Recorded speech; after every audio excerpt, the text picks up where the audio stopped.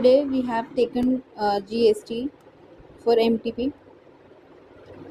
Okay, GST करते हैं.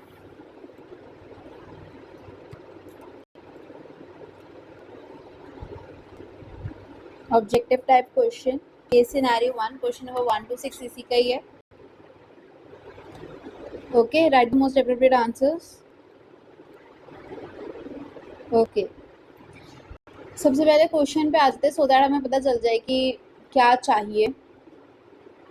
Question number 1 is at what point of time tax will be payable in relation to advance received by company of 1 crore. Okay, company को जो है 1 करोड़ मिला होगा भाई कहीं से, तो वो कह रहे कि टैक्स जो है वो कब पेबल होगा. ठीक है. Okay. Options are the tax is payable at the time of receipt of advance. आपको पता होना चाहिए कि सप्लाई ऑफ गुड्स है या सर्विस है सबसे पहले तो. ओके. उसके बाद हमें पता चलता है कि हमें क्या करना है उस एडवांस का. Time of receipt of advance, जब एडवांस मिला तभी की तभी हम उसको टैक्स देना होता है. हमें सप्लाई ऑफ गुड्स जब हम करते हैं तब हमें टैक्स देना होता है. रिसिप्ट ऑफ एडवांस जब हमें रिसिप्ट मिली तब देना होता है 50% ऑफ द टैक्स. ऐसा कुछ है भी नहीं तो फिर तो पहले तो यही कट गया सी वाला भाई, ये तो पक्का ही नहीं.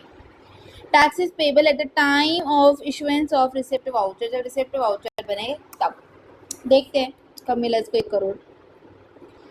Economic Solutions Private Limited is engaged in manufacturing and supply of energy products and solutions across multiple states in India. The company manufactures solar panels and also imports certain category of solar panels. Solar panel goods हैं. ठीक है. The company received an advance payment for bulk order of goods in March 2024, but the delivery was completed in May 2024. Amount of advance received by the company first 1 crore. Okay, हमें पता है. क्या पता है? ये पता है कि जब टैक्स पेबल कितना होगा जब सप्लाई होती है गुड्स की तब.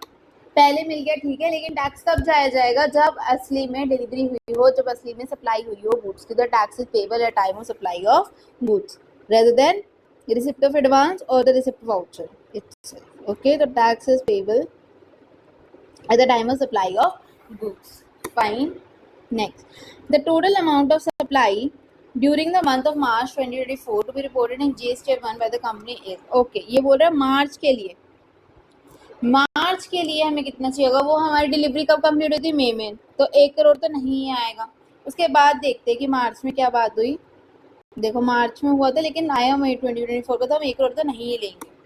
ठीक है, 1 करोड़ नहीं लेंगे. और during the month of March 2024 the company sold goods worth 5 crore and provided services amounting 1 crore to its customers across India. The goods worth 1 crore sold under multiple invoice were returned by the customer due to defective quality in the month of March. Okay, 1 crore को तो वापस ही आ गया. उसके बाद क्या है? which were originally sold by the company in January. Okay, वो तो जनवरी में हुआ था ना उसका.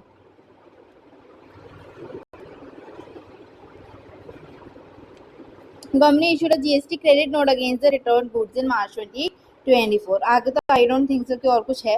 तो इसी से आप बताओ कि क्या हो सकता है. देखो इसमें ऑप्शंस क्या क्या है. एक तो 5 होगा, एक होगा 1 करोड़ और है 6 और 7.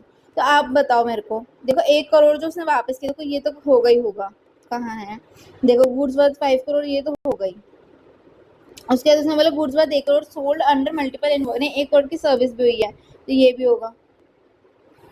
ठीक है. अब मेरे को ये बताओ कि ये जो 1 करोड़ का वापस आया है हमारे पास सामान, multiple invoices were return by the customer due to the defective quality. लेकिन ये तो मंथ मार्च 2024 का था ना, सॉरी जनवरी 2024 का था ना, बट आया मार्च में है. तो हम कब का दिखाएंगे? जनवरी में से माइनस करके दिखाएंगे या मार्च में से माइनस करेंगे? बताओ. मार्च में से माइनस करेंगे 1 करोड़. वाई? क्योंकि हम जनवरी का कैसे माइनस कर सकते हैं? उसकी तो हमने पेमेंट ऑलरेडी कर दी होगी ना, उसका तो हमने ऑलरेडी कर दिया होगा जो करना था. जनवरी का तो बुक्स क्लोज हो गई होगी ना. GST1 हम जनवरी का कैसे भर सकते हैं? तो मार्च में ही हम उसको माइनस करके दिखा देंगे जनवरी का. ठीक है, GST1 में. तो इसका आंसर क्या आ जाएगा? 5 crore.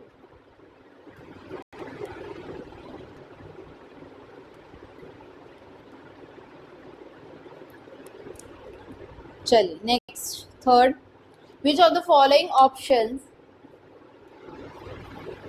Is correct in relation to the returned goods of value 1 crore. ठीक है, जो 1 करोड़ की आई थी तो उसका क्या ऑप्शन ठीक है, company has an option to issue single credit note against multiple invoices, वो एक ही क्रेडिट नोट भेज सकती है बहुत सारे इनवॉइसेज का।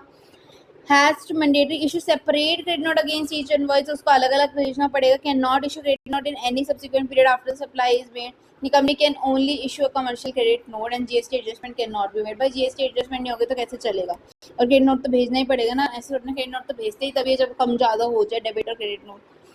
तो कंपनी मैंडेटरी इशू सेपरेट करें या एक ही भेज सकते सिंगल क्रेडिट नोट, तो वो मल्टीपल का पुराना है तो वो सिंगल ही भेज सकती है, ठीक है। Company has an option to issue single credit note against multiple invoices, तो 3A।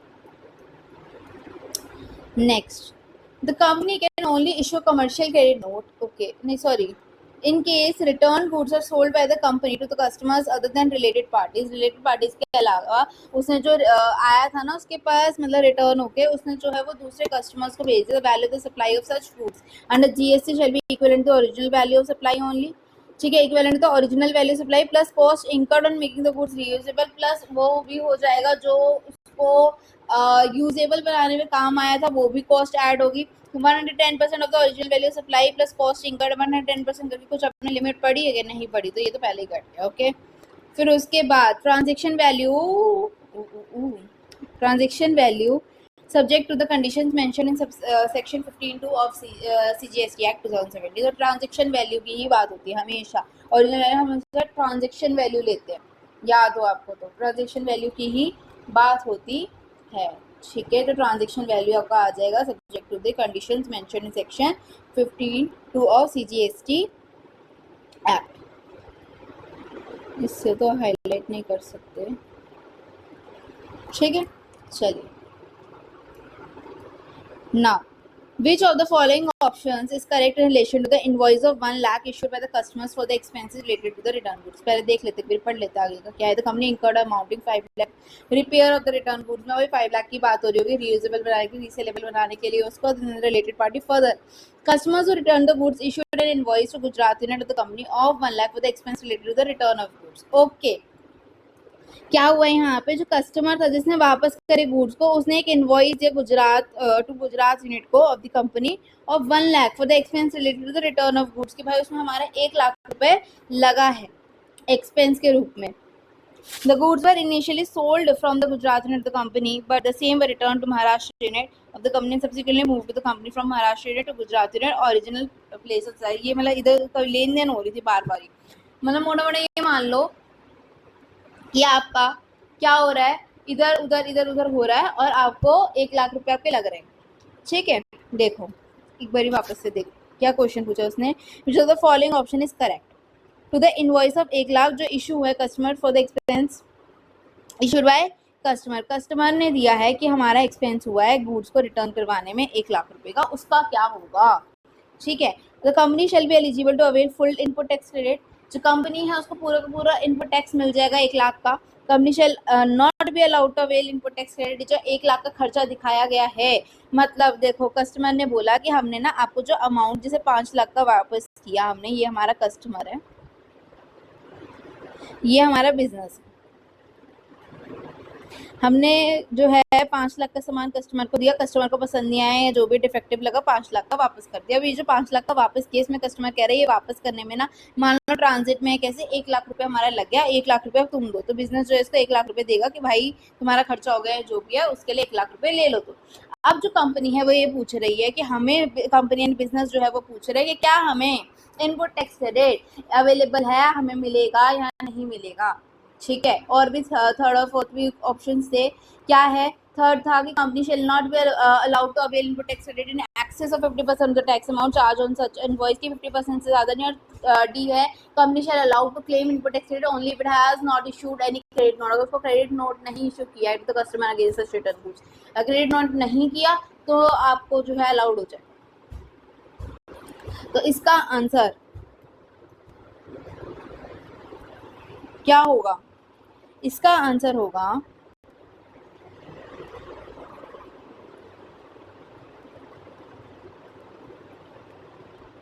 जो कंपनी है वो एलिजिबल हो जाएगी पूरा का पूरा इनपुट टैक्स लेने के लिए, क्योंकि वो अपने जेब से पैसे नहीं भरेगी, रिटर्न हो गया, उसने 1 लाख रुपए दिए, तो 1 लाख का आपको इनपुट टैक्स क्रेडिट मिल जाएगा, ठीक है।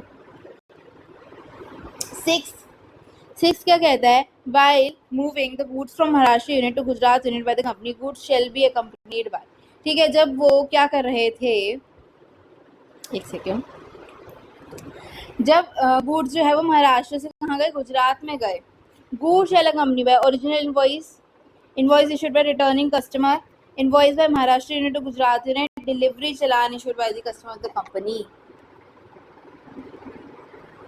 क्या होगा, ओरिजिनल इनवॉइस जाएगा जो कस्टमर को दिया था वो, invoice issued by returning customer, issued by invoice by Maharashtra to Gujarat या delivery challan.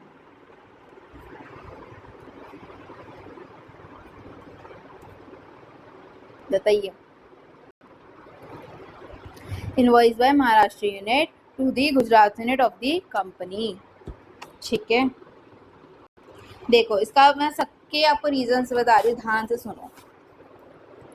Taxes payable at the time of supply of goods, simple law है कि for goods GST is never paid on advance, GST कभी भी advance पे नहीं दिया जाएगा। आपने एडवांस दिया है, हम ठीक है, हैप्पी हैं, लेकिन हमें जीएसटी नहीं चाहिए जब तक आपकी डिलीवरी नहीं हो जाती, जब तक सप्लाई ऑफ गुड्स नहीं हो जाता। It is only paid when the invoice is issued, जब इनवॉइस इशू हो जाएगा और at the last date of issued invoice, और last date of issued invoice क्या होता है, supply of goods. Since 1 crore advance is for goods, tax is deferred until the supply actually happens, ठीक है। When the invoice is issue, या तो जब invoice issue हो गया हो तब, या फिर इशू की लास्ट डेट हो, ठीक है। तो सिंस 1 crore जो है एडवांस में मिल गया था और वो गुड्स के लिए था, तो टैक्स जो है वो डेफर्ड हो जाएगा until the supply actually happen, जब तक सप्लाई असली में नहीं हो जाती है, एडवांस में हम जीएसटी पे नहीं करेंगे। सेकेंड हमारे पास क्या था कि भाई हमें बताना था कि मार्च में कितना जो है हमारा सप्लाई हुआ, ठीक है। क्या बोलते हैं, क्या हुआ था, क्या क्वेश्चन था, सेकंड क्वेश्चन वाज कि जीएसटीआर 1 में हम क्या दिखाएंगे, क्या रिपोर्ट करेंगे मार्च में, ठीक है, सप्लाई को। तो उसमें क्या था, GSTR 1 reports outward supplies, obviously outward supplies हम देखते हैं, इनवर्ड नहीं देखते। टोटल सेल्स इन मार्च जो थी वो 5 crore गुड्स की थी, 1 crore सर्विसेज की। बट वेट, क्या कि जो नेट है हमारा 5 crore का वो कैसे आए, क्योंकि जो 1 crore का एडवांस था उसको हमने सेपरेटली नहीं किया, हमने उसको उसमें से माइनस कर दिया, ठीक है, 5 + 1 - 1 कर दिया था, ओके। उसके बाद company has an option to issue single credit note against multiple invoices, option the simple law क्या है, the law was amended to allow businesses to issue 1 consolidated credit note. आप एक कंसोलिडेटेड क्रेडिट नोट बना सकते हो multiple invoices के लिए, for the multiple invoices financial year reducing paper work, ठीक है। उसके ट्रांजेक्शन वैल्यू के लिए जो था, क्या ट्रांजेक्शन वैल्यू के लिए था, ये ट्रांजेक्शन वैल्यू के लिए था कि in case return goods are sold by the company to the customer other than related parties, the value of supply of such goods under GST shall be equivalent to original value plus जो अभी हमें खर्चा हुआ reusable बनाने के लिए 110% something था, और ट्रांजेक्शन वैल्यू था। तो ट्रांजेक्शन वैल्यू आएगा इसमें क्यों, when selling to unrelated parties, जब हम अनरिलेटेड पार्टीज को देते हैं, रिलेटेड पार्टीज नहीं होती, तो प्राइस एक्चुअली पेड और पेएबल, ठीक है, जो एक्चुअली में पे किया जाता है या पेबल होता है, transaction value is taxable. You don't use arbitrary 110% rule unless related parties are involved. Related parties में 110% होता, तभी मैंने आपको क्या कर दिया था, बोलते कि 110% तो आएगा ही नहीं। 110% of the original value of supply is for related party, और उसने सीधा सीधा बोल दिया था अनरिलेटेड पार्टी। उसके बाद जो था, हमने बोला था कि भाई फुल इनपुट टैक्स रेट मिलना था, उसमें 1 लाख में जो उसको खर्चा हो रहा था, तो क्योंकि the invoice of 1 lakh is in inward supply, हमारे पास वापस आ रहे goods expense incurred since it's use in course of furtherance of business, और वो course of furtherance of business में यूज हुए थे, इसलिए आईटीसी इज अलाउड, वो भी फुल में। उसके बाद है invoice by Maharashtra unit to Gujarat unit, वो क्या था, क्यों था, तो उसमें क्या क्वेश्चन था हमारे पास, ये क्वेश्चन था कि भाई जब हमने गुड्स को मूव किया महाराष्ट्र से गुजरात में, तो कंपनी को क्या चाहिए होगा गुड्स को कंपनी करने के लिए, तो इनवॉइस चाहिए था Maharashtra unit to Gujarat unit का। तो moving goods between 2 separate registrations of the same PAN था, पैन नंबर सेम था दोनों का, लेकिन रजिस्ट्रेशन अलग अलग ले रखी थी, यानी इंटरस्टेट सप्लाई मान ली हमने बिटवीन डिस्टिंक्ट पर्सन मानेंगे, सप्लाई हो रही है, तो therefore proper tax invoice must be issued, और वो कैसे होएगी, invoice by Maharashtra unit to Gujarat. Common mistakes confusing the rule of goods with services में होता है कि tax is payable on advance, ठीक है। तभी मैंने बोलता सबसे पहले कि देखो पहले कि गुड्स है या सर्विसेज है, गुड्स में नहीं होता, गुड्स में एडवांस टैक्स नहीं देते हैं, उसके बाद question number 6, thinking that inter branch transfers only requires delivery चालान, ऐसा नहीं होगा कि खाली डिलीवरी चालान से हो जाएगा। If they are not registered in different states, अगर वो डिफरेंट स्टेट्स में है डिफरेंट, तो आपको इनवॉइस चाहिए होगा।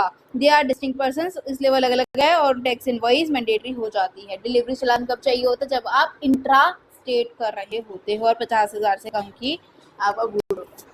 Wherever you see a question about advances and like whether it is goods or services, this single word changes the entire answer, which I said earlier only. Examiner does if you write answers clearly, break complex laws, fact plus provisions, conclusion. ये तो चला MCQ था। अगर आपने questions पूरा आपको 5 mark का 4 mark का आ रहा है तब ऐसे करोगे। Since the parties are unrelated, transaction value is accepted, ऐसे करके आप लिख सकते हो। Okay, now independent MCQs, question number 7 and 8. सबसे पहले 7 है mister Jambulal of Himachal Pradesh starts a new business. ठीक है, उसने एक बिजनेस स्टार्ट किया। ओके जी, and makes following supplies in first month में उसने ये सप्लाई किया है। आपको बताना है he is required to obtain registration और नॉट। ठीक है, कि उसको रजिस्ट्रेशन करवानी चाहिए या नहीं करवाना चाहिए। ठीक है, जम्बूलाल जी ने क्या किया, देखो इंट्रा स्टेट है। सबसे पहले supply of taxable goods amounting 17 lakh का उसने टैक्सेबल वैल्यू किया, लेकिन इंट्रा किया। सप्लाई ऑफ एग्जेम्प्टेड गुड्स है 1 लाख के। इंटर स्टेट सप्लाई है टैक्सेबल गुड्स की 1 लाख। क्या उसको करने की जरूरत है? इंट्रा तक ठीक है, सप्लाई ऑफ एग्जेम्प्टेड गुड्स तक ठीक है, इंटर आते ही करना ही है। हमें देखना ही नहीं है कि उसका वो क्या है, थ्रेशोल्ड क्या है। Mister Jambulal is liable, why? Because he makes the interstate supply of goods.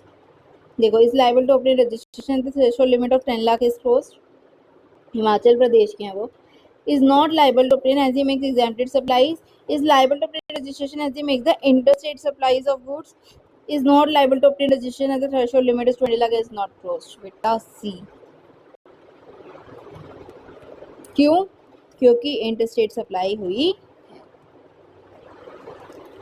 Now, Simo Singh, a resident of Punjab, is having a residential property in Amritsar, Punjab, which has been given on rent to a family 72 lakhs के लिए।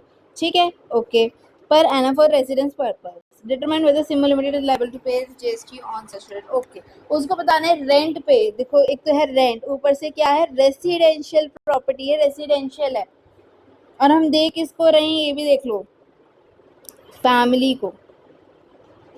मतलब एक तरीके से वो unregistered person, तो service होगी क्या रेंटिंग की, एग्जेम्प्ट होगी, क्या होगी? Yes, a service or way of renting is taxable.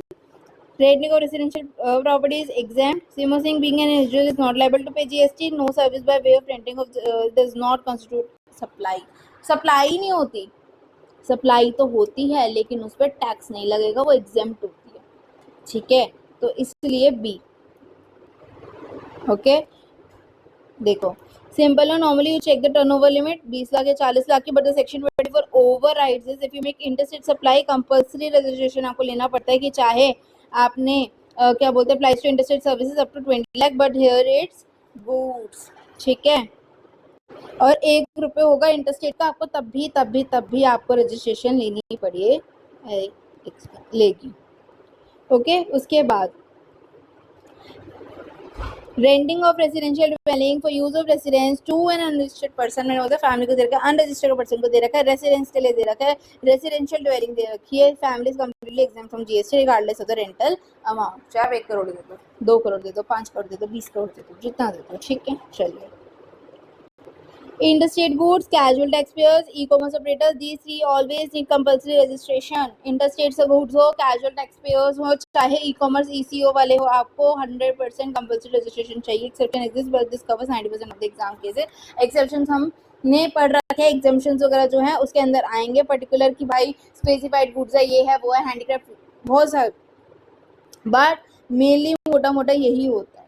Exceptions are always there, वो तो No GST on advance received for goods. Single credit notes can be issued for multiple tax invoices and financial year. Interstate supply of goods, compulsory registration चाहिए होता है। Renting residential property for residents, unregistered person को दे रहे तो they are exempt। ठीक है, चलिए। Now descriptive वाले पे फटाफट से देखो, what is question 1 is saying computation on net GST payable। Mr. Nandlal registered under GST is engaged in supplying services। Okay, देख लो, services दे रहे हैं, हैदराबाद में दे रहे हैं services। Has furnish the following information. कितने हमारे पास 7 पर्टिकुलर्स आर देयर, रेट दे रखा है 99 and 18, previous year turnover 2.5 crore, very important. ठीक है, transactions are intra state unless specified, GST payable in cash बताना है, 10 मार्क का क्वेश्चन। ठीक है, चलिए टेबल वगैरह बनाएंगे। ओके, सबसे पहले हम Carnatic music performance to promote a brand of readymade garments. Carnatic music performance हो रही है, म्यूजिक परफॉर्मेंस हो रही है ब्रांड को प्रमोट करने के लिए, ब्रांड को। क्या ये टैक्सेबल है? Yes, it is taxable, it is not exempt from GST even though consideration charge does not exceed 1.5 lakh. 150 lakh से कम में होगा, मतलब 150 लाख तक होता है तो एग्जेम्प्ट होता है, लेकिन इधर नहीं होगा। क्यों? क्योंकि परफॉर्मेंस किस लिए हो रही है? ब्रांड के लिए हो रही है, ब्रांड एम्बेसडर के लिए हो रही है, ब्रांड एम्बेसडर कर रहा है।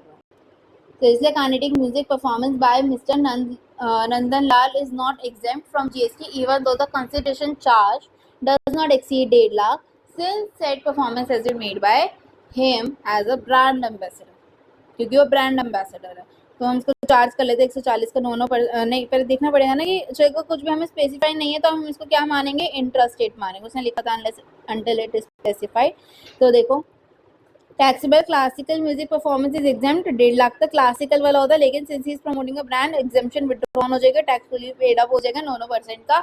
140 का 9% इज 12,600, तो वही आ गया। Fine, now next, outdoor catering services avail from marketing event. Inward है, लिया है हमने क्या? केटरिंग सर्विसेज लिया, अवेल फॉर मार्केटिंग इवेंट, हमने मार्केटिंग इवेंट के लिए लिया। ठीक है, तो ये बाद में हम देखते हैं, अभी हम आउटवर्ड की बात कर रहे हैं, ये कर लें अभी बात, चलो कर ही लेते हैं इसकी भी बात। इनवर्ड है, इनवर्ड ले रहे हैं, यानी हमें देना है जीएसटी। आउटडोर केटरिंग सर्विसेज है, आईटीसी मिलेगा क्या? क्या मिलेगा? क्या प्रोविजन होता है? क्या बोलते हैं हम आउटडोर केटरिंग सर्विसेज के लिए? ITC on outdoor catering services is blocked except when such services used by taxpayer who is in the same line of business, यहाँ पे provided by employer to its employees under statutory obligation। जब तक statutory obligation नहीं होगी employer के लिए कि वो employee को दे, तब तक वो आईटीसी क्लेम नहीं कर सकते। यानी कि आईटीसी तभी मिलेगा अगर statutory obligation हो या फिर उसका खुद का बिजनेस ही उस चीज का हो। तो यहाँ पे आईटीसी मिलेगा इस बात का? नहीं मिलेगा, क्योंकि मार्केटिंग इवेंट के लिए। ठीक है, ना ही वो सेम लाइन ऑफ बिजनेस के लिए, वो तो सर्विसेज दे रहा है, किसी और चीज की दे रहा है, और एम्प्लॉय के लिए भी नहीं है, और स्टैट्यूटरी ऑब्लिगेशन भी यहाँ पे नहीं। तो 50,000 का ITC will not be taken, और क्या ये ब्लॉक हो जाएगा? देखो, हाँ है, हियर इट इज, यहाँ पे नहीं है, एक सेकेंड। ये outdoor catering 50,000 ITC is blocked under section 17(5) unless you are in the same line of business or statutory obligation। ITC क्या हो जाएगी? रील हो जाएगी। नोट्स में लिख दें, यहाँ पे भी एक बार लिख दोगे तो अच्छा रहेगा आपका। ठीक है, यहाँ पे लिख कर यहीं पे आपने नोट लिख के फिर नील लिख देना, दैट विल बी बेटर।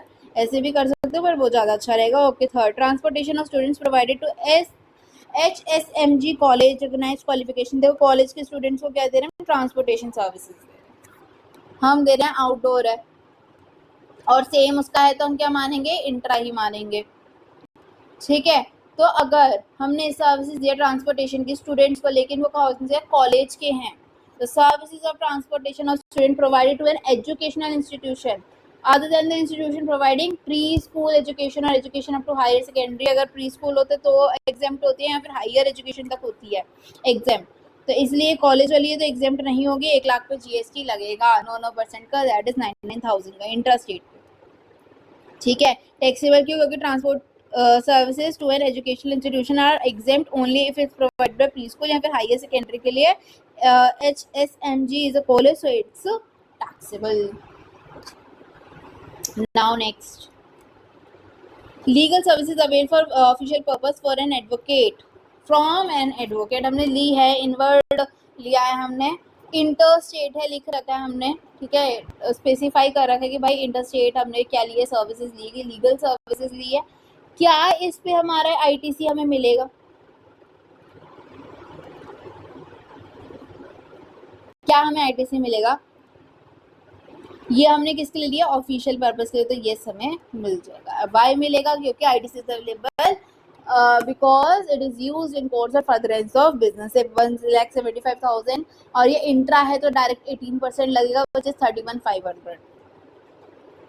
देखो 31,500 टैक्सेबल अंडर आरसीएम। आरसीएम में जाएगा legal services provided to business entity who is previous year turnover ज्यादा होगा रजिस्ट्रेशन थ्रेशोल्ड से, दैट इज 20 लाख से ज्यादा, taxable under RCM. Since is interstate तो आईजीएसटी अप्लाई होगा या। ठीक है, now next, services provided to IFMP bank as a business correspondent urban area.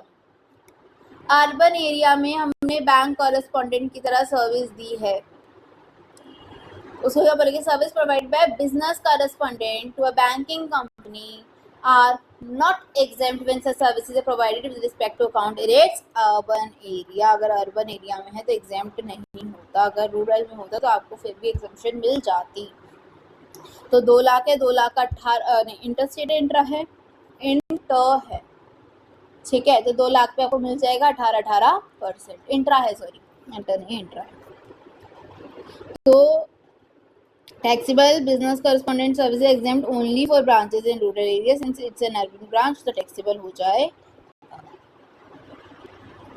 ठीक है, उसके बाद next, recovery agent service provided to a car dealer. Car dealer को हमने क्या दिया है? रिकवरी एजेंट की तरह काम दिया। टैक्सेस पेबल अंडर, एक तो फॉरवर्ड चार्ज लगेगा। Since recovery agent services are being provided to a person other than banking company, financial institution, non-banking company, financial company, tax तो होएगा लेकिन फॉरवर्ड। आरसीएम क्यों नहीं लग रहा? क्यों नहीं लगेगा आरसीएम रिकवरी एजेंट में? क्योंकि ना ही ये बैंकिंग कंपनी, ना ही ये फाइनेंशियल इंस्टीट्यूशन, ना ही नॉन बैंकिंग फाइनेंशियल कंपनी। ठीक है, तो 15,000 का कितना? 9% 1350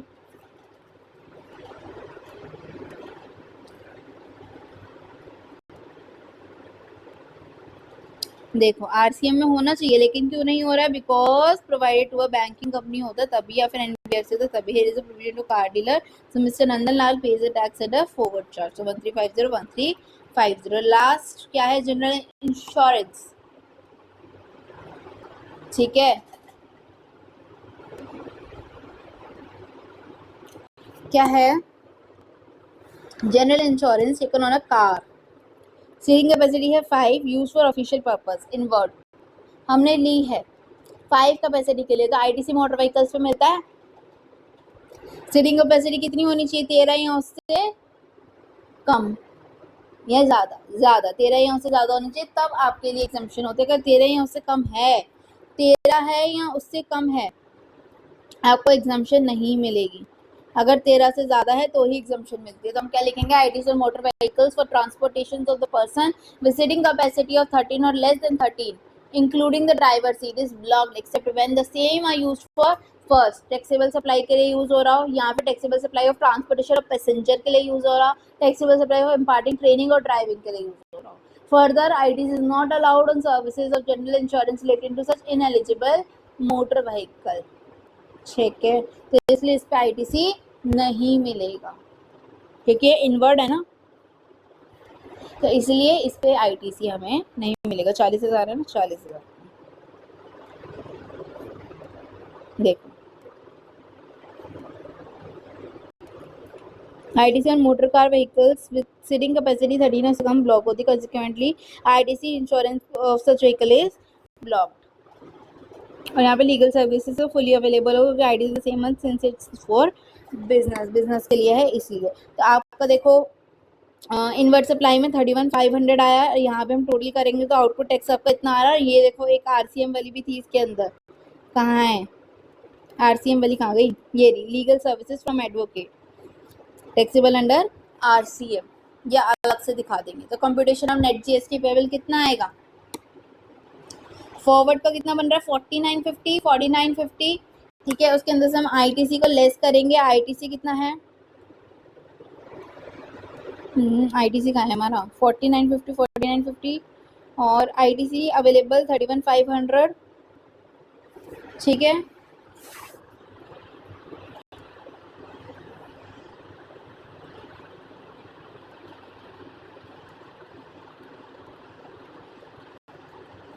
तो 31,500 को हमने डिवाइड कर दिया 2 से, तो दोनों को इक्वल इक्वल बांट दिया, ठीक है, सेट ऑफ कर दिया इसको।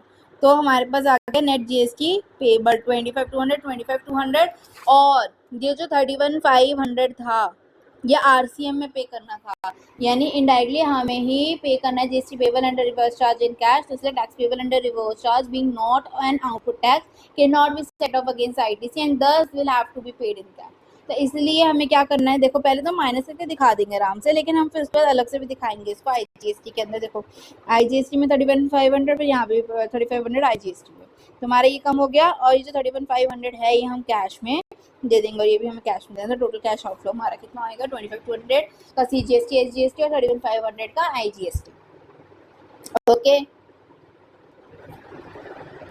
IGST ITC can be utilize for CGST SGST in any proportion. आपने हाफ ऑफ कर दिया, आप एक को फुल भी दे सकते थे, हेड स्प्लिट इक्वली, ठीक है, for optimal set of living 25,200 balance each.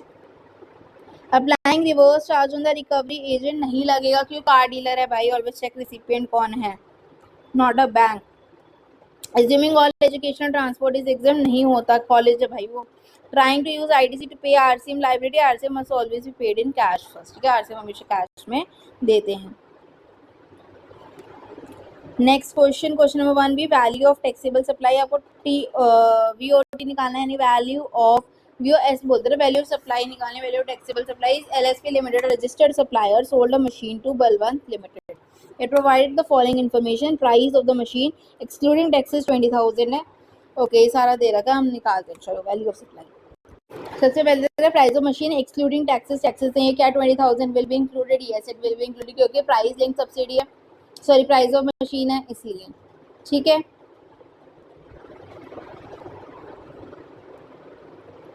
उसके बाद बोले सब्सिडी फ्रॉम स्टेट गवर्नमेंट 5,000 का, 5,000 का जो सब्सिडी मिला है वो उसमें से माइनस होगा 20,000 में से,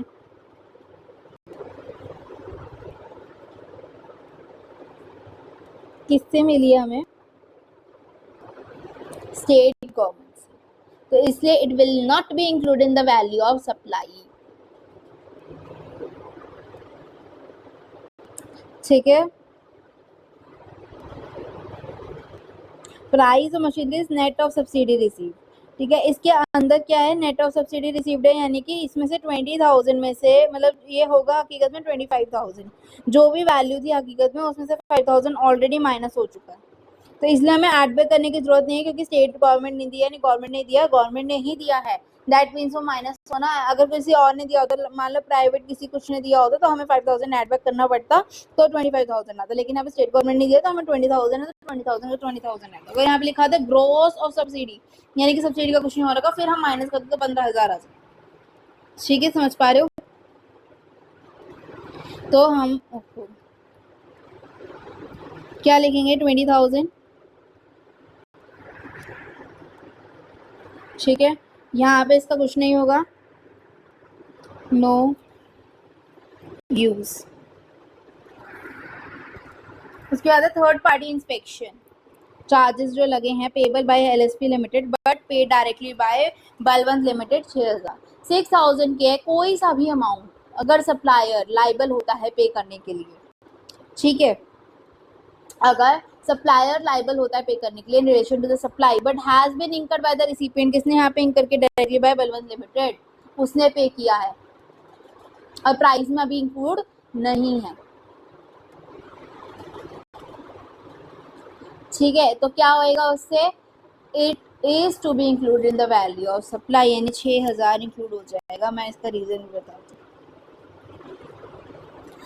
देखो हमारी जो वैल्यू ऑफ सप्लाई है, यानी कि हमारी कितना खर्चा हुआ हमारे लिए, ठीक है, किसके लिए, मान लो मैंने गुड्स लिए हैं, मेरे को देखो इनडायरेक्टली मैं ही पे कर रही हूँ 6,000, तो मैं लिखूंगी ना भाई मेरे को 6,000 का पड़ा, तो मैं लिखूंगी ना भाई कि 20,000 रुपये मेरे उसमें लगे हैं, चलो मेरे को 25,000 लगे थे, ठीक है, देखो 25,000 लगे थे, जिसमें मुझे गवर्नमेंट ने 5,000 की सब्सिडी दे दी, तो मेरा 5,000 बच गए। उसके बाद ना मेरे को ना 6,000 रुपये वैसे देने पड़ गए, किस चीज़ के देने पड़ गए थे, इंस्पेक्शन के देने पड़ गए, इंस्पेक्शन वगैरह की उन्होंने कुछ, तो 6,000 रुपये मेरे उसके लग गए। अब देखो freight charges agree to deliver, LSP limited ने एग्री किया भाई कि हम दे देंगे, डिलीवर कर देंगे, ठीक है, LSP limited agreed to deliver, freight charges जो लगे, एक बार उसने दे दिया। Arranging freight is liability of the supplier, it is case of composite supply and the freight charges are added in the value of principal supply. ठीक है, freight charges जो है उसकी डिलीवरी के क्या लगते हैं, लगते ही लगते हैं, तो उसको तो हम लिखेंगे ही 1000।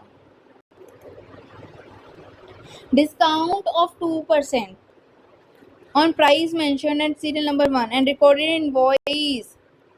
अब वो ऑलरेडी इनवॉइस में है, अगर इनवॉइस में रिकॉर्ड नहीं हुआ होता तो हम तो नहीं देते, लेकिन यहाँ पे बोला है भाई कि रिकॉर्ड कर दिया है, तो फिर हम कर देंगे -2%। किसका? 20,000 का, विच इज 400। तो कर लो फिर 25,000 minus 5,000 plus 6,000 plus 1,000 minus 400, which will come up to 26,600। Value of supply आ जाएगी आपकी।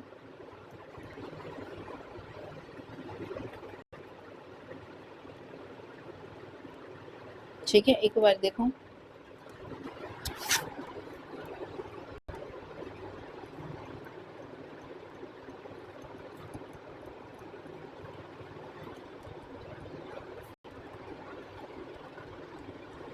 ठीक है, ये आ गया। Price of machinery 20,000, base price given, third party की इंस्पेक्शन की डालेंगे। Any liability of the supplier which is paid directly by the recipient, recipient ने दिया था, ऐड होगा वैल्यू में। फ्रेट चार्जेस थे, incidental expenses charge by the supplier before delivery are added. ठीक है, सप्लायर से charge by supplier before delivery are added.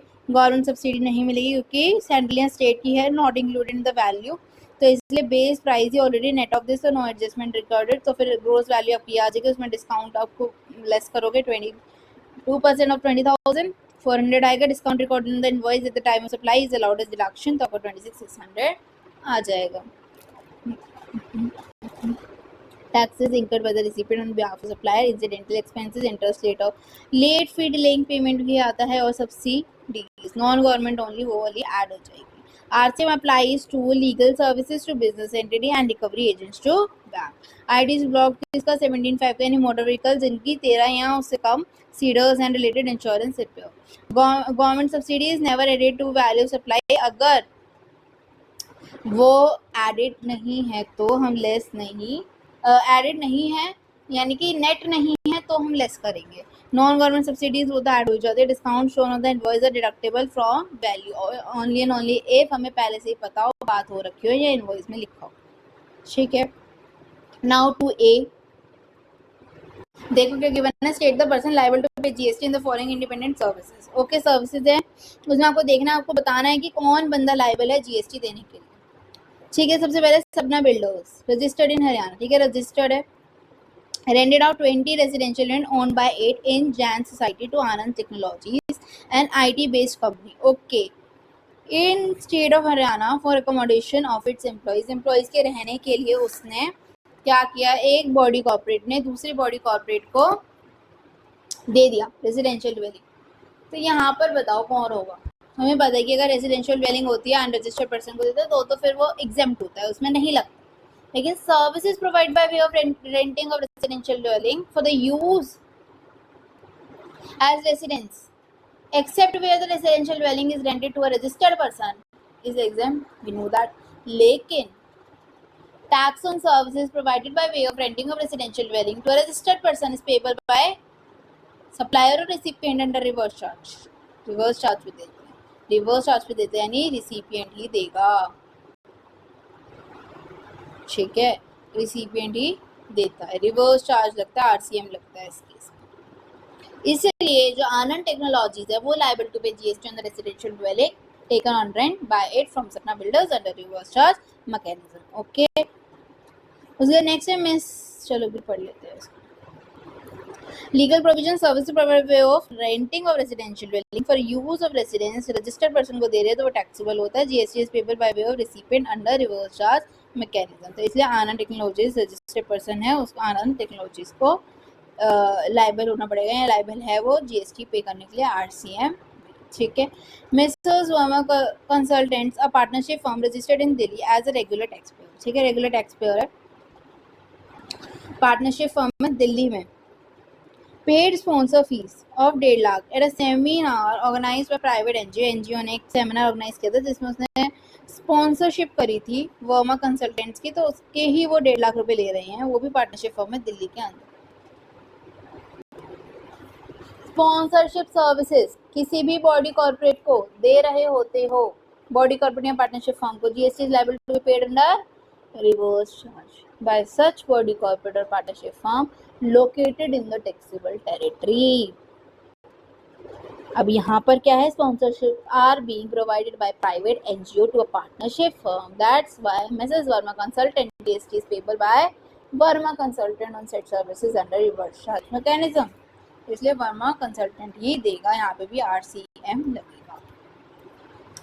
ठीक है, तो लीगल प्रोविजन के in case of services provided by any person by way of sponsorship to any body corporate या partnership हमको GST liable to be paid under reverse charge by such body corporate और partnership जिसने भी वो sponsorship services ली है in the taxable territory, since sponsorship services are provided to Messrs Verma consultants और partnership firm, तो मेसर्स वर्मा कंसल्टेंट रेसिपिएंट जो है liable to pay GST on set services under reverse charge. Residential dwelling always ask is the recipient registered, अगर नहीं है तो completely exempt हो जाएगा, है तो फिर आरसीएम लगेगा। ठीक है, नाउ क्वेश्चन नंबर 2 भी क्या है, लिटिल स्माइल्स फोटोग्राफी फर्म। ठीक है, क्या है, कौन सा फर्म है, फोटोग्राफी का फर्म है। Commence services in Delhi from beginning of financial 24-25 और उसके टर्नओवर की डिटेल्स दे रखी है हमारे पास कि अप्रैल टू जून इतना है, जुलाई टू सितंबर, अक्टूबर टू दिसंबर दे रखा है हमें। यू में assume the applicable tax rate जो है वो 18% का है। Little smiles wishes to pay tax at lower rate end of for the composite scheme, उसने कॉम्पोजिट स्कीम ली है। ठीक है, लोअर रेट में वो चाह रहा है कि वो कम पैसे मतलब कम GST. You are required to advise whether it can do so and calculate the amount of tax payable for each part. सबसे पहले देखो भाई वो कंपोजिट ले सकता है नहीं ले सकता, ले सकता है तो फिर कितना परसेंट देना है, कैसे क्या करना है, मतलब सब आपको बता। ठीक है, तो सबसे पहले इसका प्रोविजन क्या होता है कि आपका टर्नओवर लिमिट होती है 50 लाख की प्रीवियस फाइनेंशियल ईयर में, आपको अगर एलिजिबल बनना है कंपनसेशन। ठीक है, कितना होना चाहिए प्रीवियस ईयर में, डज नॉट एक्सीड 50 लाख। अब लिटिल स्माइल्स जो है उसने अपनी सर्विसेज स्टार्ट करी है करंट फाइनेंशियल ईयर में और उसका एग्रीगेट टर्नओवर कितना आ रहा है, aggregate turnover in the preceding financial year कितना होगा, 20 + 30 + 40 90 लाख होगा ना। नहीं, क्या बोला है, क्या है, क्या बोलते हैं, 50 लाख इन प्रीसीडिंग फाइनेंशियल ईयर। ये तो बिगिनिंग है अभी की है, ये तो प्रीसीडिंग अभी तो चल रहा है, ये Q4 भी नहीं हुआ अभी, तो ये तो करंट का है। प्रीसीडिंग फाइनेंशियल ईयर में क्या रहेगा, this implies preceding financial year का टर्नओवर क्या है, 0 नील। तो इसलिए करंट फाइनेंशियल ईयर में little smile is eligible for composition scheme of services. ठीक है, और जो कॉम्पोजिशन सर्विसेज करता है उसको कितना देना पड़ता है, परसेंटेज, कितना परसेंटेज ऑफ टैक्स देना पड़ता है, 3%।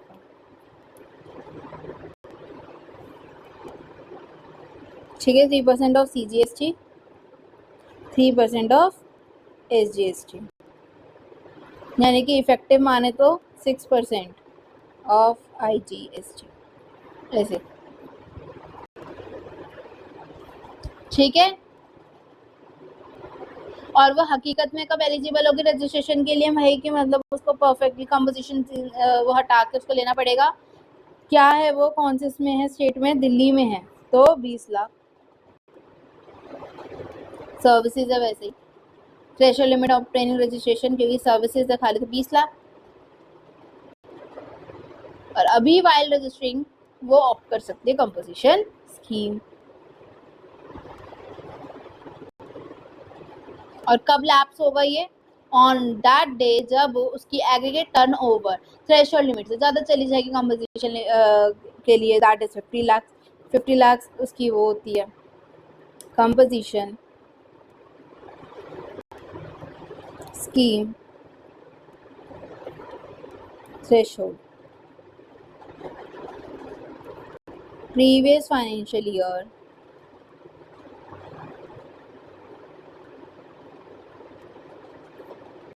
₹50 या उससे कम तो ठीक है।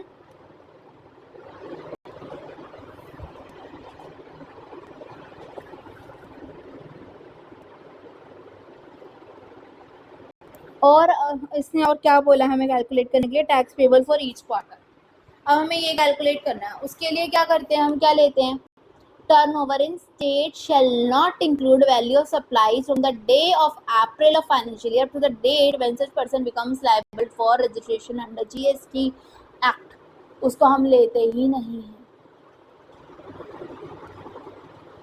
मतलब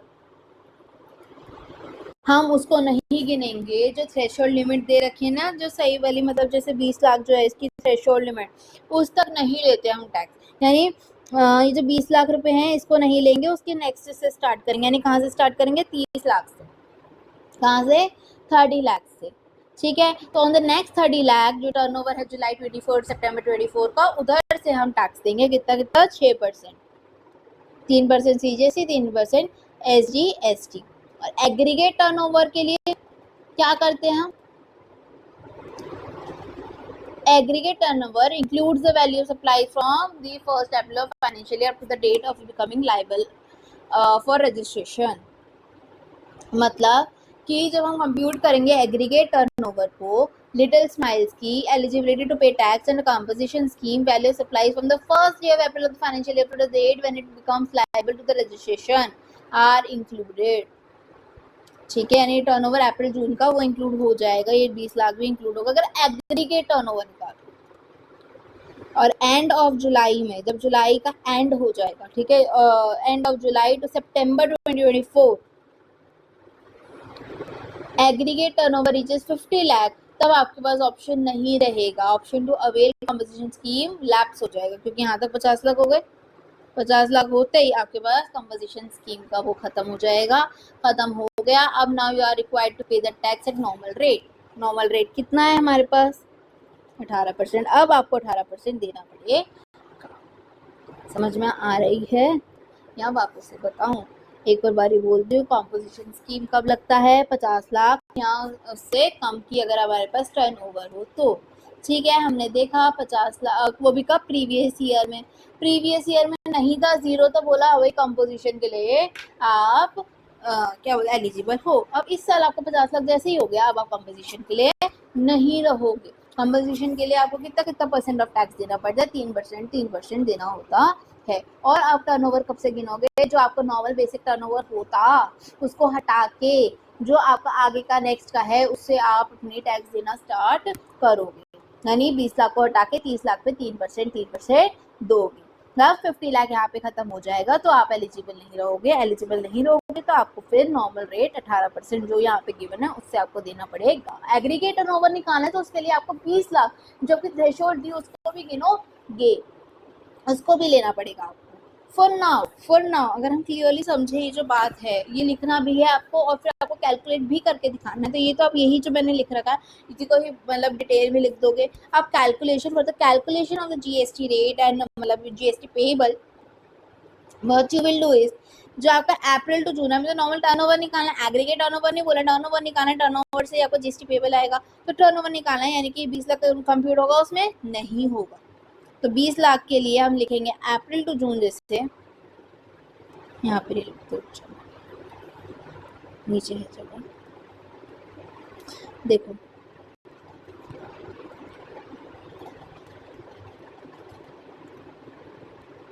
अप्रैल टू जून जो 20 लाख था आपका टर्नओवर, ठीक है, GST rate and payable GST, तो यहाँ पे GST रेट लगेगा, नहीं लगेगा तो पेबल भी नहीं आएगा। अब जो जुलाई टू सितंबर है उसमें आपके 30 लाख बन रहे हैं और यहाँ तक अभी तक आपका कंपोजिशन लेवी ही चल रहा है, तो 3% आप दोगे। ठीक है, 3% प्लस 3% लिख देती हूँ। और एक सॉरी ठीक है, तो यहाँ पर कहाँ गया हमारा, ये रहा 3%, 3% 30 लाख का, यानी 6% 30 लाख का कितना होगा 1.8 lakh.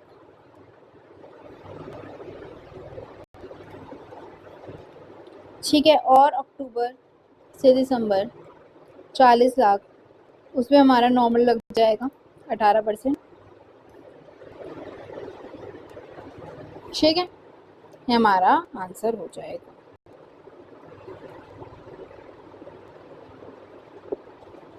Now we will read the answer. देखो, under section 10(2)(a) a service provider can offer the composition scheme अगर जो प्रीवियस फाइनेंशियल ईयर है उसका एग्रीगेट टर्नओवर 50 लाख तक होता है, the applicable tax rate is 6% plus 3। However जो थ्रेशोल्ड ऑब्टेनिंग रजिस्ट्रेशन वो कितना है 20 लाख का। Once register the benefit of composition applies from that date up to the 50 lakh mark. उसके बाद क्वार्टर 1 का कितना है 20 लाख है, form is completely exempt from registration, therefore no GST is payable, tax nil हो जाएगा आपका। क्वार्टर 2 में जुलाई टू सितंबर टर्नओवर 30 लाख हो जाती है आपकी, 20 प्लस 30 50 हो गई। Since they cross the 20 lakh limit registration mark, they register and offer composition, they pay composition tax कितना 6% 1.8 में। The scheme lapses the exact day aggregate turnover जो है वो 50 लाख से इंक्रीज कर जाएगा। तो ठीक है, यहाँ पे इंक्रीज कर गया 50 लाख से, तो अब उसकी कॉम्पोजिशन लिमिट ब्रीच हो गई है। नॉर्मल रेट में देगा 18%, 40 7.2। ठीक है, अप्लाइंग 6% ऑन फर्स्ट, देन उसके बाद unregistered person do not pay GST, for getting to switch back 18% का आएगा 50 लिमिट जब क्रॉस हो जाएगी तो। ठीक है, और आपको ऊपर के पॉइंट्स जो मैंने बताए वो लिखोगे तो और भी अच्छी बात है। जो एग्रीगेट टर्नओवर के कंपोजिट के 50 लाख 3%, 6%, ये सब 20 लाख की threshold limit. Okay, now next question, question number 3A। Mister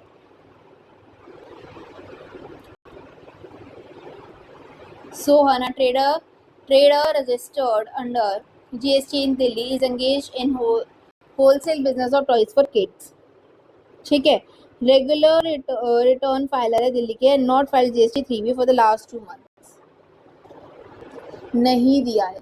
mister Roshan wants to generate e-way bill for toys amounting 5 lakh to be supplied to Mr Sohan.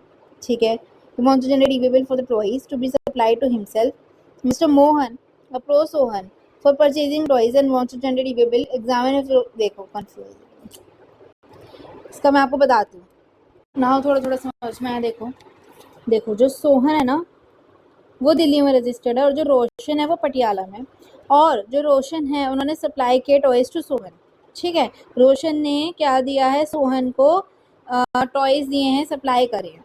तो Roshan is supplier and Sohan is a recipient. Mister Sohan has not filed GST 3B, और जो सोहन है जो regular return filer है दिल्ली में, उन्होंने 3B नहीं भरा 2 महीनों से। अब जो रोशन है वो कह रहे हैं भाई हमें ई-वे बिल चाहिए, क्योंकि जो टॉयज है 5 लाख के वो सप्लाई करने हैं सोहन को, है ना, रोशन को सोहन को देने हैं 5 लाख के, तो अब ई-वे बिल को जनरेट करना है। तो मिस्टर मोहन अप्रोच सोहन, अब एक मोहन है, एक और आया, वो सोहन के पास आया परचेज करने के लिए टॉयज, ठीक है 75,000 के। Sohan want to generate e-way bill, अब सोहन को भी जनरेट करना पड़ेगा ई-वे बिल, क्योंकि उसको बेचने हैं। किसको देने हैं, उसको रोहन को देने हैं। ठीक है, तो if examine if Roshan and Sohan can generate e-way bill, क्या रोशन और सोहन जनरेट कर सकते हैं ई-वे बिल? ई-वे बिल वो दे सकते हैं या नहीं दे सकते? सबसे पहले तो कौन नहीं दे सकता जनरेट ई-वे बिल? अगर उसके पास क्या ना हो, if the said e-way bill for a GSTN, if the said GSTN is not eligible for e-way bill generation, अगर वो GSTIN वो एलिजिबल ही ना हो ई-वे बिल जनरेशन के लिए। और GSTIN कब नहीं होता एलिजिबल? जब उसने कुछ डिफॉल्ट करा हो। किसने? सप्लायर ने। ठीक है, not recipient, not transporter, but the supplier. A person paying tax under regular scheme who has not furnished the return for the consecutive period of 2 tax periods is considered as defaulting person। ने क्या बोला कि ई way bill कौन नहीं दे सकता? जिसका GSTN eligible नहीं है। किसका जीएसटीएन एलिजिबल नहीं है? जो डिफॉल्टर है। डिफॉल्टर कौन है? जिसने तो कॉन्सिक्यूटिव पीरियड से फर्निश ना की हो रिटर्न। और फिर अगर जीएसटीएन सस्पेंड हो गया फिर तो तुम जनरेट ही नहीं कर सकते e way bill as supplier. लेकिन suspended GSTN can get e way bill generated as recipient और एज ट्रांसपोर्टर। ट्रांसपोर्टर हो तब भी और अगर रिसिपिएंट हो तो भी हो सकता है। लेकिन सप्लायर की तरह आप नहीं ई वे बिल जनरेट कर सकते। आप सप्लाई नहीं करोगे, आपका धंधा बंद हो जाएगा। आप ले सकते हो, आप ट्रांसपोर्ट कर सकते हो। तो इसलिए E way bill generation facility is blocked only in respect of any outward movement of goods of the registered person. लेकिन इनवर्ड सप्लाईज के लिए जनरेट हो सकता है। ठीक है, तो अब यहाँ पर कौन सप्लायर है? पहले में तो रोशन है, तो वो कर सकते हैं। रोशन आउटवर्ड सप्लाई कर रहा है, रेगुलर रिटर्न फाइलर है, वो कर सकता है। हाँ कर सकता है, उसको कोई रिस्ट्रिक्शन नहीं है। लेकिन सोहन ने फाइल नहीं की है 2 मंथ की, तो इसलिए E way bill generation is blocked in case of movement of goods made by mister Sohan to mister Mohan. It's an outward movement. Mister Sohan ने फाइल नहीं किया GST 3B for the past 2 month, इसलिए he is not eligible for generation of E way bill. E-way bill generation is blocked for the taxpayers who has not furnished GST 3B for the 2 consecutive tax periods. However, the block applies only to the outward movements of the goods by the defaulting supplier. It does not block inward movement, nor does it block the recipient or transporter from generating it. Mr. रोशन अगर recipient है, रोशन recipient है, supplier है। नहीं, ये देखो, इसको भी ठीक करती हूँ, रुको। देखो यहाँ पे रोशन वो सप्लायर है, रोशन जो है वो आउटवर्ड सप्लाईज दे रहे हैं सोहन को, तो सोहन जीएसटीएन पर ब्लॉक रहेगा। लेकिन कोई भी रेस्ट्रिक्शन किसको नहीं है? सप्लायर जो रोशन है जनरेटिंग बिल, इसलिए रोशन जो है वो जनरेट कर सकते हैं। लेकिन यहाँ पे सोहन सप्लायर है और वो जनरेट करना चाह रहा है, तो वो नहीं कर सकता क्योंकि उसने 2 मंथ की रिटर्न फाइल नहीं करी है, तो इसलिए सोहन नहीं करेगा, उसकी जगह रोहन कर सकता। ठीक है, नाउ नेक्स्ट क्वेश्चन। रिवोकेशन और कैंसिलेशन में क्या है? Mr Raj of Rajasthan intends to start a business of supply of building material. ठीक है, बिल्डिंग मटेरियल वो करना चाह रहा है various construction sites in Rajasthan. He has taken voluntary registration in the GST in the month of April. However, he has not commenced the business till December due to the lack of working capital. So working capital नहीं था, तो उसने start नहीं किया। The proper officer suo cancel the registration of Mr. Raj. तो उसका cancel कर दिया अपने आप ही। You are required to examine whether the action taken by proper officer is valid in law. क्या वो वैलिड था? और Mr Raj has applied for revocation of cancellation. Revoke कर रहे हैं वो cancellation of registration after 40 days from the date of the service of the order of cancellation of registration. कितने दिन बाद? 40। Department contends that application for the revocation of cancellation of registration can only be made within 30 days from the date of service of the order of cancellation. You are required to comment upon the validity of contentions raised by the department. बताओ 40 दिन में हो सकता था या 30 दिन में ही होगा? और क्या प्रॉपर ऑफिसर ने ठीक किया उसको वो करके कैंसिल करके रजिस्ट्रेशन को? देखो, जो प्रॉपर ऑफिसर है ना वो कैंसिल कर सकता है रजिस्ट्रेशन, ठीक है, लेकिन और इंक्लूडिंग एनी रेट्रोस्पेक्टिव डेट भी। लेकिन कहाँ पर? जहाँ पे रजिस्टर्ड पर्सन ने कोई भी प्रोविजन को कॉन्ट्रावीन किया हो, कंप्लाई ना किया हो, person paying tax under composition scheme has not furnished returns वगैरह, ठीक है, beyond 3 months from the due date of the furnishing final. 3 महीने हो गए अब तक नहीं दिया उसने कॉम्पोजिशन वाले ने, या कोई प्रोविजन वगैरह कॉन्ट्रावीन किया है, या रजिस्टर्ड पर्सन है लेकिन other than person specified in clause B has not furnished return, यानी कि कॉम्पोजिशन के अलावा अगर किसी और ने क्या ना की हो, रिटर्न फर्निश ना की हो, तो या फिर any person who has taken voluntary registration has not commenced business within 6 months from the date of registration। अगर उसने अपने आप बिजनेस वो voluntary registration ले तो लिया था लेकिन 6 महीने तक उसने कोई भी बिजनेस स्टार्ट नहीं किया, तो ठीक है, उसने कब लिया था?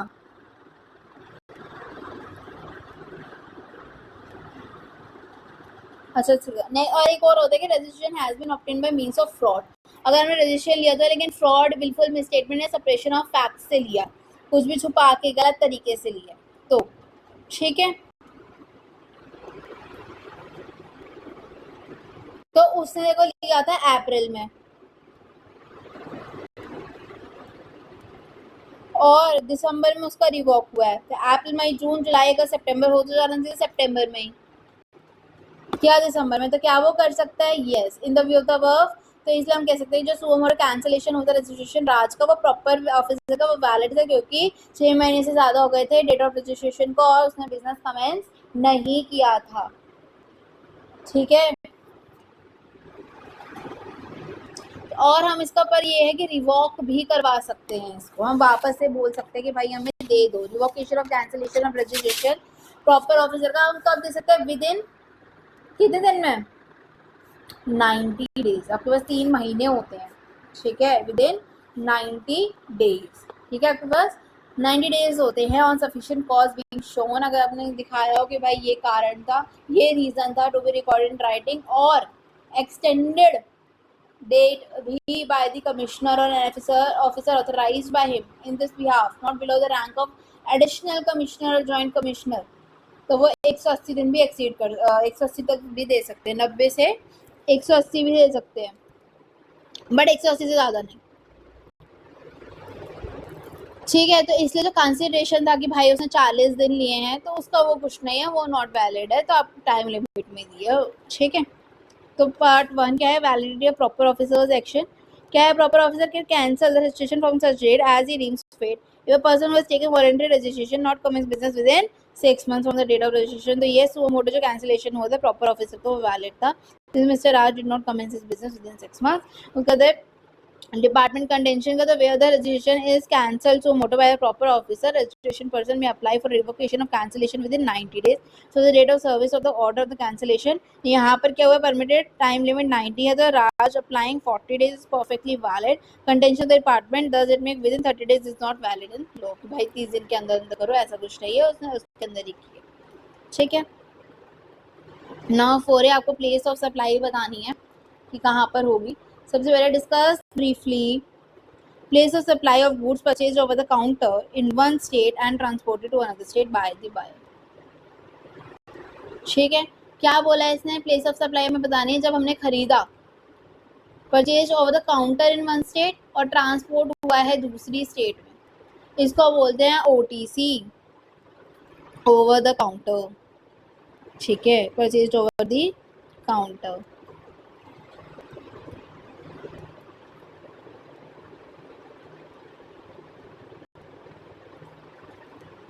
ये जो केसेस होते हैं जहाँ पे अनरजिस्टर्ड पर्सन परचेज करता है गुड्स OTC में इन वन कंट्री और thereafter transport the goods to the another state, generally state where he reside, generally for instance के माइग्रेंट वर्कर्स है, टूरिस्ट वगैरह है।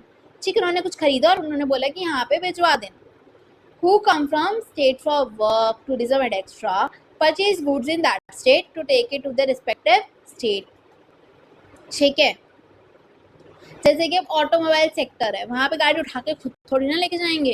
रेसिडेंट ऑफ द स्टेट में travel to another state to purchase vehicle from the state to take advantage of lower registration charges या road tax या कुछ भी which vary from state to state, जैसे उधर सस्ती मिल रही थी हमें कार, तब ये थोड़ी ना है कि भाई मतलब, तो वो ट्रांसपोर्ट बोलते हैं कि हमारे स्टेट में यहाँ पे कर देने के लिए, तो take the vehicle to their state. अब where the supply of goods is made to the person other than a registered person, यहाँ पे रजिस्टर्ड नहीं है। The place of supply shall be the location as per the address of the said person। ठीक है, जहाँ पे उसने बोला भिजवाने के लिए, जहाँ पे एड्रेस है वो बोलेंगे हम कि वो है POS।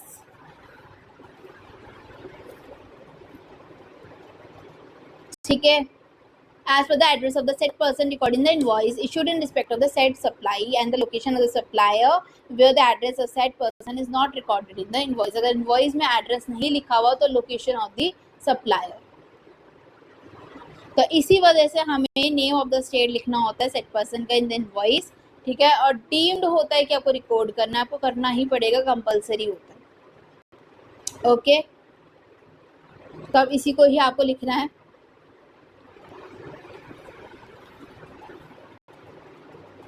अगर अनरजिस्टर्ड पर्सन है तो ये, और रजिस्टर्ड है तो ये, ऐसे करके।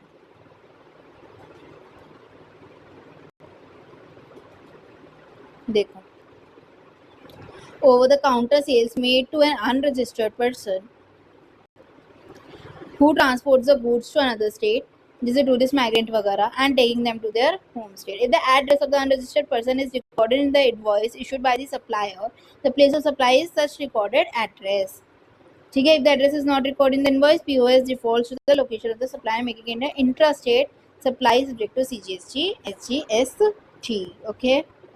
नाउ अल्टरनेटिव 2 क्या है देखो. What would be the place of supply of service provided by event manager company for organising a sports event for a sports federation which is held for multiple states. बहुत सारे states में हुआ है. तो क्या होता है देखो, अगर एक ही स्टेट में होता है तो इवेंट अगर वो अनरजिस्टर्ड है तो इवेंट जहाँ पर हुआ वो हो जाता है. अगर रजिस्टर्ड है तो जहाँ की रजिस्ट्रेशन ले रखी है वहाँ होता है. तो in case of an event, अगर recipient of the service is registered, place of supply of service of the organising event is the location of such person. और अगर रिसिपिएंट जो है वो रजिस्टर्ड नहीं होता तो place where the event is held. Since the event is held in multiple states and the consolidated amount is charged for such service, place of supply क्या होगा deemed to be in each state in proportion to the value of service determined. हर एक में जितनी जितनी value की services है उतना उतना पैसा उसमें डिवाइड हो जाएगा और उतनी उतनी जीएसटी जाएगी. Since the event is being held in multiple states and consolidated amount is charged for such service, place of supply will be deemed to be in each state in proportion to the value of service determined in the terms of contract agreement entered into this regard. In the absence of the contract, अगर contract में नहीं लिखा हुआ कितना proportion है agreement supplier recipient के बीच में, तो जो प्रोपोर्शनेट वैल्यू ऑफ सर्विस है in each state where the event is held will be computed by the application of GAAP. GAAP use होगा यानी कि जनरली एक्सेप्टेड अकाउंटिंग प्रिंसिपल के थ्रू. ठीक है. ये लिखेंगे द रिसिपिएंट सर्विस है तो registered, if the recipient of the service है रजिस्टर्ड तो प्लेस ऑफ सप्लाई क्या होगी रजिस्टर्ड पर्सन की लोकेशन. अगर नहीं है तो जहाँ इवेंट हुआ है वहाँ पर. अगर मल्टीपल स्टेट में है तो हम क्या करेंगे, अनरजिस्टर्ड पर्सन का event is held in multiple state, consolidated amount charge हो तो पीएस क्या हो जाएगा हर एक स्टेट का प्रोपोर्शन में डिवाइड हो जाएगा कॉन्ट्रैक्ट में जैसे लिखा वैसे. अगर कॉन्ट्रैक्ट नहीं है तो फिर हम गैप यूज करके उसको प्रोपोर्शन करेंगे. 4B utilisation of electronic credit ledger. क्या discuss with the amount available in the electronic credit ledger. जो ECL में होता है इलेक्ट्रॉनिक क्रेडिट लेजर में, उसको हम कैसे कैसे यूज कर सकते हैं पेमेंट करने में. इलेक्ट्रॉनिक क्रेडिट लेजर है वो कैसे यूज होता है पेमेंट करने के लिए आउटपुट टैक्स को CGST एक्ट में IGST एक्ट में. ठीक है. और यूटिलाइज करते हैं हम ITC को. Output tax in relation to the taxable person is defined as a tax chargeable on taxable supply of goods or services or both, but excludes tax payable under RCM. RCM में जो देते हैं उसको नहीं बोलते. Output जो हमने दिया सर्विसेज उस पर जो टैक्स लगता है उसके लिए होता है ITC, राइट है ना. उसी पे तो हम ITC क्लेम करते तो आउटपुट टैक्स जो हमें देना होता है in relation to the taxable person, chargeable on taxable supply of goods or services. Accordingly, it is clarified that any payment towards output tax, अगर हमें कोई भी पेमेंट करनी होती है आउटपुट टैक्स में, whether self-assessed हो return on the payable as a consequence of any proceedings instituted under the provisions of GST law can be made by utilizing amount available in electronic credit ledger. वो हम पे कर देते हैं. It is further reiterated that as output tax does not include tax payable under reverse charge mechanism, क्योंकि जो ECL होता है उसके अंदर RCM की वो नहीं होती है. ठीक है. उसके अंदर रिवर्स चार्ज मैकेनिज्म का टैक्स पेबल नहीं आता है. implying thereby that electronic credit ledger cannot be used for making the payments of any tax which is payable under RCM. तो RCM के लिए वो यूज नहीं होता. अगर RCM में कुछ पैसे देने तो हम कैश में देते हैं वैसे. तो amount available in the ECL which holds your input tax credit can only be used for making payments towards output tax. It cannot be used to pay tax payable under reverse charge mechanism. RCM always be paid via electronic cash ledger. Cannot be used to pay interest, penalty, fees or any other amount. इसके लिए भी वो use नहीं होता. Only cash can be paid for this. हर चीज के लिए cash plus इसके output tax के लिए ECL यूज होता. ठीक है. So it must clearly state the output tax excludes tax payable under reverse charge. Writing this exact sentence secures full marks to your question. Now last minute revision pointers क्या है, time of supply क्या होता है, advances are totally ignored. ठीक है. Tax जो किस पे देते हैं हम, इनवॉइस इशुएंस पर. और लास्ट डेट क्या होती है इनवॉइस की, सप्लाई ऑफ गुड्स. और सप्लाई ऑफ गुड्स नहीं उसको ले लेते अगर इनवॉइस नहीं होती तब तक, तो लास्ट डेट तक. वैल्यू ऑफ सप्लाई क्या है, government subsidies are never added back. Third party payments mean paid by the supplier are added bank. RCM का क्या था, recovery agent services only RCM when provided to banks और NBFCs. अगर car dealers वगैरह होता है नॉर्मल बिजनेस के लिए होता है तो फॉरवर्ड चार्ज लगता है. Renting of residential dwelling is only RCM the recipient is registered person. ठीक है, तभी लगता है, नहीं तो एग्जेम्प्ट होता है। कंपोजिशन स्कीम क्या होती है? 50 लाख की होती है, 6% रेट, 3% फर्स्ट 20 लाख पे एग्जेम्प्ट होता है, क्योंकि 20 लाख से तो 10% होता है, but included in 50 lakh calculation. Revocation of the cancellation में क्या time limit to apply for the revocation is strictly 90 days from the order of cancellation, और 6 मंथ्स तक आपको बिजनेस स्टार्ट कर देना चाहिए, नहीं तो आपका वो कैंसिल हो जाएगा। Extended time by officers are restricted, लेकिन 180 डेज तक कर सकते हो, लेकिन उसके लिए भी आपकी वो थी प्रिस्क्रिप्शन प्रिस्क्राइब था आपको। ई वे बिल ब्लॉकेज क्या था? Blocking applies to the defaulting suppliers, output supplies recipients can still generate E way bills अगर उन्होंने परचेज किया है from defaulters. OTC over the counter place of supply में क्या होता है? चाहे the invoice record buyer's address अगर है तो इंटरस्टेट, और नहीं है तो इंट्रास्टेट ओवर द काउंटर। ठीक है, दैट्स इट, थैंक यू।